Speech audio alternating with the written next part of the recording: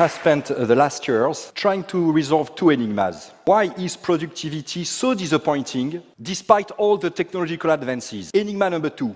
Why is there so little engagement at work? Why do people feel so miserable? Pourquoi Yves Morieux cartonne dans son TEDx malgré un accent français très prononcé? Parce qu'on l'oublie en 30 secondes. Je te donne les 8 raisons pourquoi ça marche. Pendant 10 minutes, aucune faute, aucune hésitation, Yves s'exprime avec fluidité. Résultat, il est crédible et on l'écoute. Yves utilise des termes simples du quotidien et des personnifications drôles. Mr. Noise, Mr. Repairability. On comprend mieux, on retient mieux, et ce malgré un sujet pointu, le désengagement de collaborateurs en entreprise. Yves ponctue son discours avec des mots spécifiques à son domaine. Matrix, middle office, integrators, des mots qui sont pas trop techniques et qui démontrent la maîtrise de son sujet sans perdre son audience. Yves recourt à des idiomes, chicken and egg issue, you name it, qui rendent son propos vivant et plus proche de son public. Despite all, let's take an example, otherwise, ces mots de liaison guident l'auditeur, créent du rythme et facilitent la compréhension. Why is productivity so disappointing? Who will pay for that? Yves recourt à plusieurs questions rhétoriques qui captent l'attention, provoquent la réflexion et donnent un ton quasi théâtral à son discours. Yves varie sa voix, bouge, illustre par le corps, tout son message s'incarne et prend vie grâce à sa voix et à son non-verbal. Résultat, impossible de décrocher car il transmet ses idées avec force, émotion et clarté. Conclusion, on peut avoir un accent français très fort et quand même capter une audience entière. Tu veux savoir à quel mot Yves aurait pu mieux prononcer et comment il rend son intonation si vivante, si captivante? Dis-le moi en commentaire et je te prépare une vidéo dans ce sens.